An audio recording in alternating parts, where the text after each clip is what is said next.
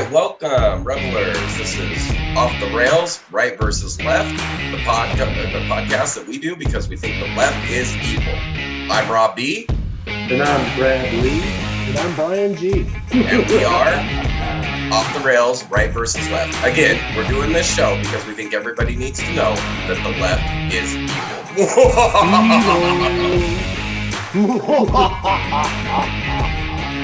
Classic.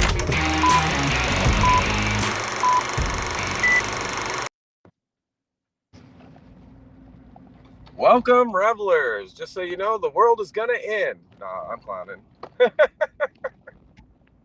So I do think though. Huh? I said, "Wow, that's a start." The world is coming to an end. Everyone panic. Well, I mean, that's politics these days, right? Like, the world's ending. The world's ending. Vote for me, or the world's gonna end. Yeah. You know, it doesn't have to end. As long as you vote for the right party, the world's not going to end. Just ask either party. I mean, they'll disagree which party to vote for to save the world, but, you know, all you got to do is vote for them. Well, they both agree with spending money to save it. Yeah. So, anyway, well, dude, I hate our intro now. We, totally need to re-record that. Really? Yeah, dude, I stammer in that. I don't like it. I'm gonna have to contact Celia and see if she can re-record or redo that if we send her a new audio. I mean, I know she's super busy, but hopefully she could do that. Yeah. Anyway, so today we're gonna have a little fun. We don't want to get too serious. Tomorrow's Valentine's Day, so we're gonna talk a little fun conspiracy theories. We do have to comment though on we're working on getting closer and closer to 99 Luft balloons. They've now shot down 4 unidentified objects coming out of Canada into the U.S. Yeah, unidentified. So, yeah, I wonder if we've identified any pieces or if they're purely in Biden's imagination. Well, and where they even said it's not balloons, and we have no idea how they're actually staying airborne. Yeah. Maybe I got a theory. Hold on. Let me see if I can find where is it here? Here we go. Maybe this is what they're shooting down. From Antarctica? Yeah, coming from Antarctica or, Egypt or something like that. Nice. So, I mean, somebody's got to ask Joey, what are you shooting down, Joey? So, that's just a theory. Could be, maybe not. Yeah. So, anyway, before we get started, everybody, make sure you subscribe, share with your friends. Some days we're smart, some days we're dumb, but we try to be entertaining every time. Well, some days we might be more than others. So, yeah. And unfortunately, Brad's not here tonight. He's got illness in the family, so... What the hell? I just drove by a tranny prostitute. Oh, what? Oh, a tranny prostitute. Sitting there on the corner shouting at people with his balls hanging out. What is this world coming to? Oh my goodness. I'm surprised you didn't stop and go back. No, not my party. I'm good. I got my girl. I'm happy with that. And I know she's a girl. Born and bred. Yeah, yeah. From beginning to beginning up to current time, she's girl, all girl. And it's kind of hard to deny that she's a girl when she said, what, 4 kids? 3. 3 kids. 3 kids. So anyway, so today I wanted to talk about some interesting stuff. So everybody knows about the Great Pyramids, okay? So that's the Great Pyramids of Egypt. And everybody knows Yeah, everybody knows like Angkor Wat and Chichen Itza, so they never know some of them. But like generally speaking, like Corfu at Giza is considered the largest pyramid, right? Anybody who doesn't really know. Well, but it's not. Okay, so for the ones that we've uncovered so far, it's not. Yeah. But it is the tallest that we know about so far. But we do also have this pyramid.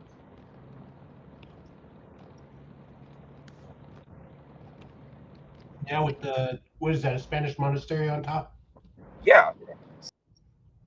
So what that is, that's a pyramid in Mexico. That like literally, it was so big and so overgrown because it's like ancient as hell. Like they didn't even realize what it was. So they actually built a monastery on top of the pyramid. Okay. Yeah.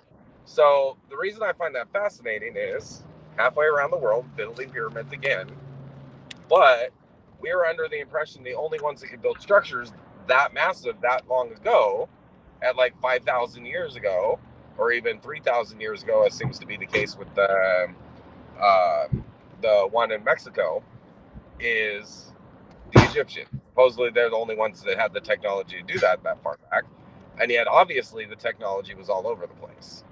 Which is, it's funny because everybody knows about the Aztec pyramids and stuff, and down in Mexico, and the Incas and the Mayans down in Central and South America. But most people don't know about the big pyramids here in North America too, and there are several that they've found. Yeah, absolutely.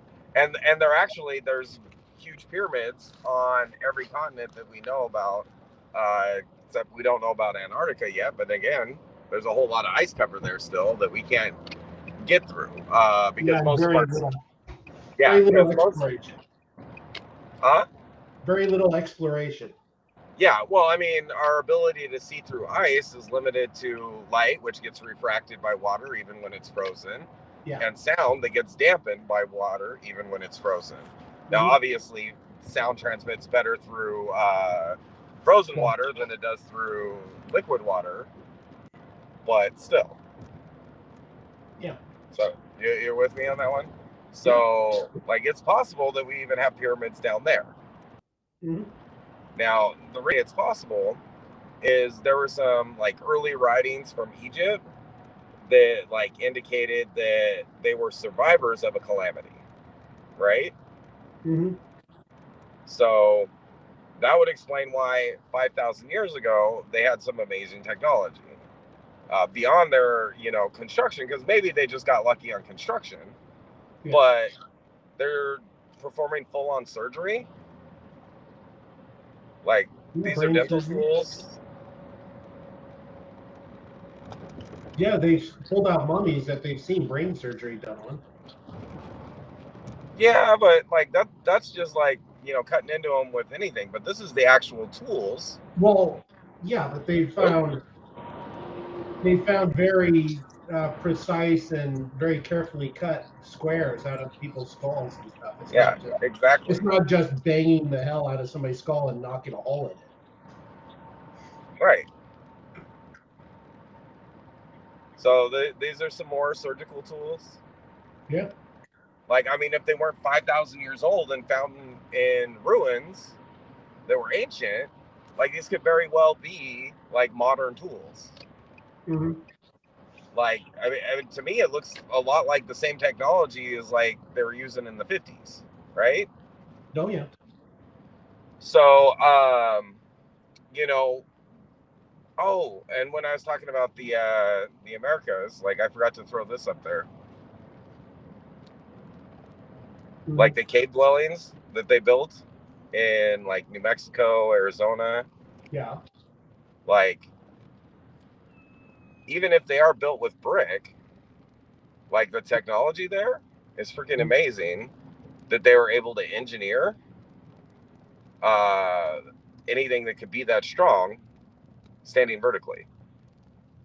And they managed to make bricks that would stand up to weather, to the fact that they've lasted thousands of years I mean, I get that they're built under outcrops, and it even like begs the question, how much of that is natural outcropping and how much of it is like carved out, and then what were they carving it out with? Yeah. You know what I mean? I mean, granted, they did use flint tools, and that's like one of the hardest rocks, but it's a rock, and like breaking rock with rock, it's kind of questionable. Yeah. So, going back to this one. So here was more of the tools, including like the bone saws and surgical saws. So, I think I'm missing one of my uploads. So, one of the images I got on here, I can't add it now that we're actually live streaming. Won't let me do that. But it was a core sample taken from what was actually like a huge like granite slab door. And like even now with our modern technology, like we would need a diamond drill bit with a steam or electric powered drill rotating at 600 RPMs or more in order to drill into granite. And the theory was a bow ran drill was all that they had at the time, which is basically it's a spindle. You hold the top of the spindle, you have a bow wrapped around it, and you move it back and forth. Yeah. Just like one of the ancient fire starting methods. Yeah. Right? So how did they drill a core about 4 inches across into granite? Well, they all had technology that we have no clue about. Yeah. So, I mean, and what happened to it? Okay, well, we don't know. So we also don't know what happened to like Atlantis, for example. Now, I like bringing up Atlantis because of the proximity where you've heard of the Eye of Africa, right? Yes. So did I get the picture of the Eye of Africa here? Yeah, there it is. Haven't seen it yet. There it goes. Yeah. So yeah, that's the Eye of Africa. So all of that white is salt. Now, mind you, this is like in the middle of the desert, like far from the sea. But obviously this was like at some point had salt water in it for it to leave salt deposits. Yeah.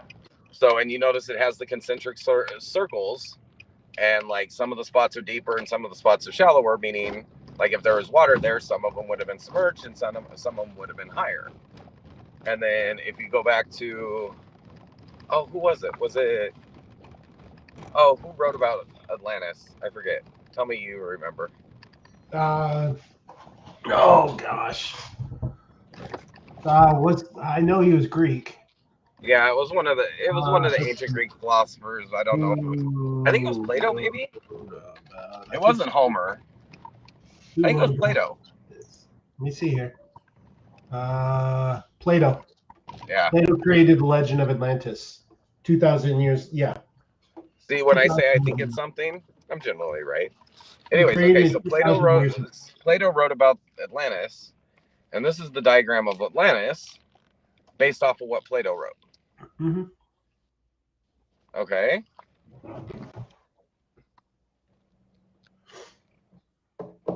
Like, to me, that's a pretty good match. Well, there's circular, round objects, different layers. Right, and see, the population of Atlantis was supposed to be in the millions. So if you figure like how far across this is like miles across. Yeah. So yeah, between all the rings, that would have been big enough. So of course it's in the middle of the desert. How could it have been under the sea? Well, you know, this was 2,000, more than at least 2,000 years ago when Plato wrote about it. Climate change.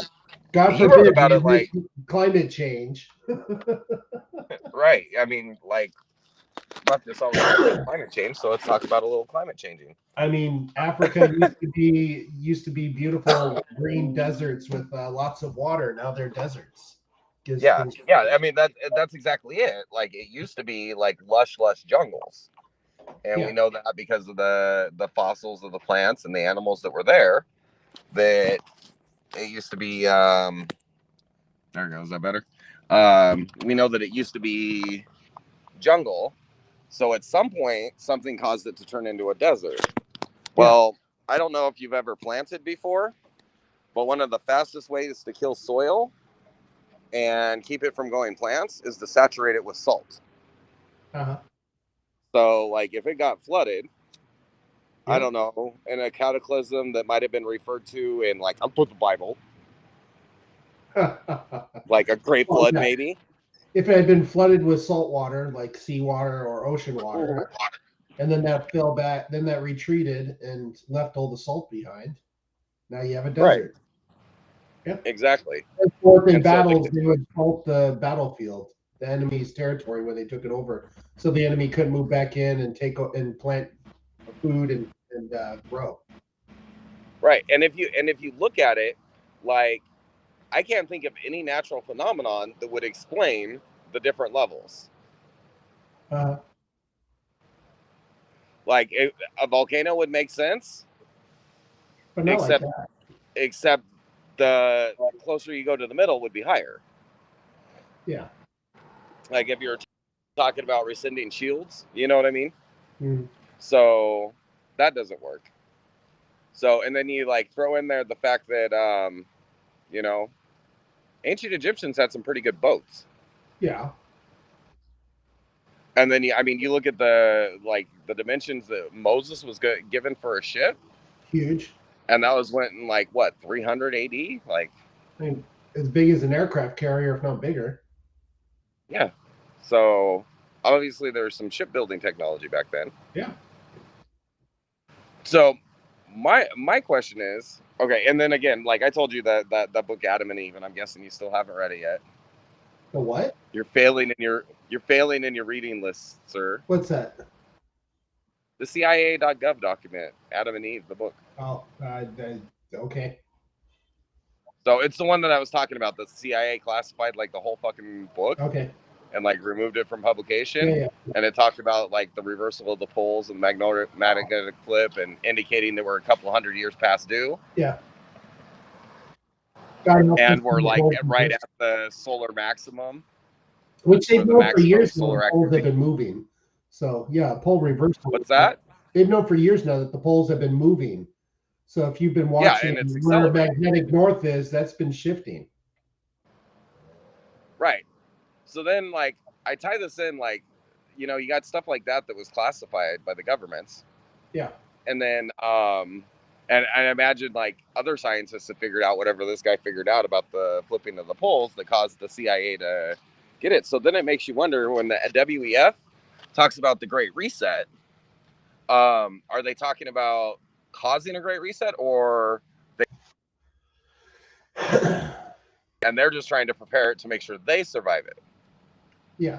What do you think is causing the pole, the movement of the poles? Is it solar? Well, no. I mean, well, that might be part of it, but like magnetic poles like flip in the sun too. Yeah. So, and then like as far as we can tell, the poles flip. Basically, any planet that has, or any body that doesn't have a perfectly perpendicular rotation would have seasons and would have shift in the poles, because the gravity of the sun would be pulling at an angle and the energy from the sun would be hitting at an angle. Mm-hmm. So does that make sense? Yeah, I mean, if we're not circling at the same distance from the sun all the time, then we're going to get hotter and colder depending if we move closer or further from the sun. Right. So, and like on Earth, because we basically the Earth wobbles as it goes around its orbit. That's why we get seasons. Oh, yeah. So like that wobble would like change how the magnetic field of the sun and our magnetic sphere, and you figure like, so how strong is the electromagnetic sphere of the sun? Well, like the entire solar system is in like a big electrical bubble, like generated by the sun, that protects us from most solar radiation, or most cosmic radiation. So yeah, our sun emits some radiation, but it's like nothing compared to the radio background in space and deep space. And most of that's kept out by the heliosphere generated by the sun. Yeah, if it wasn't for the sun and the magnetic field it creates, we would be inundated by radiation from outside our solar system that would kill us all. Right. And like you look at like Pluto and beyond in the As you move further out from the sun. the Oort field, Mm-hmm. like all of that like rotates at around the sun in hundreds of years. Yeah. So that's how big that their loop is. Mm-hmm. And a lot of that stuff is elliptical. Like I want to say Uranus and Neptune, their orbits intersect. Yeah. No, Uranus. Uranus. So their orbits intersect because of how odd their orbits are. Yeah. So it makes you wonder, like mathematically, when they'll collide. Well, like at some point they've got to collide. And then we talked about before with Mercury and those that are really close to the sun, that they have, you know, they have a much shorter year than we do. Yeah, absolutely. Like it's like a day or something like that. Yeah, they spin around that sun real quick. Yeah, and so like I've even like some of the research, like they're trying to like figure out how to make a lander to land on Mercury because they think there's caves that are actually potentially habitable there. It's amazing. Yeah. So I don't know if I'd want to live that close to the sun, even if I did have a cave. Well, you would have to be inside a cave to protect yourself from all that heat. Holy snakes, man. And radiation with no radiation. Because Mercury's so small, there's no electromagnetic field to protect you. Yeah, whenever it shoots off a solar flare, you better be deep down underground to protect yourself from that. Yeah. And so I think it's interesting. So what I was saying about the WEF and like my theory there, perhaps that they're not like thinking of causing a great reset. Maybe they just know that one's coming. Like I saw the funny meme, but it actually like puts you to thinking, and it's like mankind perfects AI perfects itself. Yeah. AI enslaves the human race, takes away all technology. Solar flare wipes out technology. Mankind is reset and starts with nothing. Well, but it doesn't even need to be AI enslaving the human race. It could just be AI taking over all the mundane stuff and creation of stuff, and man just becomes super lazy and stops learning, and then AI resets. Yeah, say they once they start thinking for us. Yeah. Oh, it's like in the Matrix. They said like once we started thinking for you, it really became our civilization. Yeah. You know. I love that series. So that's like I love the Matrix. Yeah, it's a great series. So so that's what I thought. Like maybe they're just like already expecting a cataclysm, and with how much information like the elites, whether it be in governments and the rich people, like keep for themselves. Yeah. I'm just saying. So, and then their like obsession with reducing the population of the world, maybe tied into the fact that they know that a bunch of them are going to die anyways, and the fewer people there are, the easier it'll be able to maintain control in the event of cataclysm. Yeah. So, I mean, they're talking about eating bugs. We know roaches can survive a nuclear bomb. Oh, God. Yeah. They want us to eat cockroaches, ground up cockroaches as flour, and they bake everything with it. And then the artificial meat that what's his name? Microsoft founder. What's his name? Bill Gates. Bill Gates came up with that artificial meat he wants to switch everybody onto. Like, are you kidding me? Nobody wants to eat the impossible meat. Like that company is like going out of business because nobody wants to eat it because it's disgusting. Yeah, I don't even want to see it. It's just God's idea. Now, I do plan on, for my like survival like stocks, I am planning on getting some of the black bean burgers. Okay. Just because, like, in the event of a dire emergency, like if I can't get, I mean, yeah, I've got a few deer, but I can't hunt them all. So sooner or later, I'm going to need like large sources of protein. Like the majority of the calories in all the survival packs are carbohydrates. So that's not going to keep you alive. just carbohydrates. You're going to need sources of protein. Yeah, but that's black bean just made to look like a burger. It's not artificial meat, and they're not trying to call it hamburger. Yeah, black beans are okay. Like, they're not my favorite. Yeah. Anyway, so that was my thought on that. Anyway, I thought it was like a fun like conspiracy theory that that it's not that the WF is planning on causing a great reset. They're just expecting a great reset. Yeah. And I mean, people predicted resets for a long time, just from World War, famine, lots of different causes. Yeah. So what's your favorite cause for a great reset? What's your favorite apocalypse? Well, I mean, the one you hear about the most is nuclear war. I have no idea that we. Which one nuclear war? What? Which one did you say? I said the one you hear about the most is nuclear war, where we go to war together, then we nuke each other off, back to the Stone Age. Right. I mean, that's the most common, the one that most people have heard about. For real?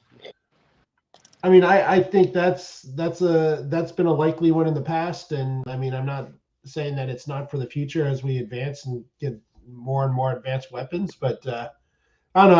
I've always thought AI, and not because AI would enslave us, but just because AI would take over all the mundane stuff, how to all the little things, and then it would grow, and man would just become lazy and sit back and start doing, you can see with kids today with gaming, they don't want to do anything but sit at home and game. And that's not all kids, but a good majority just want to sit home, play their video games, and let somebody else do all the work. Well, I mean, yeah, that sounds fun to me too. Well, it sounds fun, but to a point. I get tired of it real quick. Yeah. So, but I see that happening. Yeah, people basically get dumbified down because they're not doing anything but sitting there in front of a TV screen going, or VR glasses or whatever. And so yeah, and then we got people like Zuckerberg pushing their VR worlds and all of that. Yeah, Meta. So, but I just see basically the population dumbed down to the point where if there is all of a sudden something happens and now the AI is not there to do everything for us anymore, that we're basically, okay, how the hell do we even start a fire? We have to start over from scratch. And like a few survivalists, unfortunately, a lot of survivalists are going to get taken out because they've already got stocks, and even that basic survival information is going to be lost. Yeah.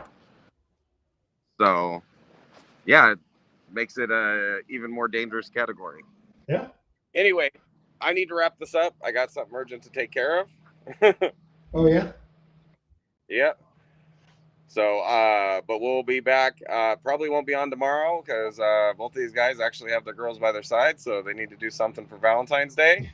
But everybody have a great Valentine's Day. Stay safe out there and prepare for the reset. Reset. Yay.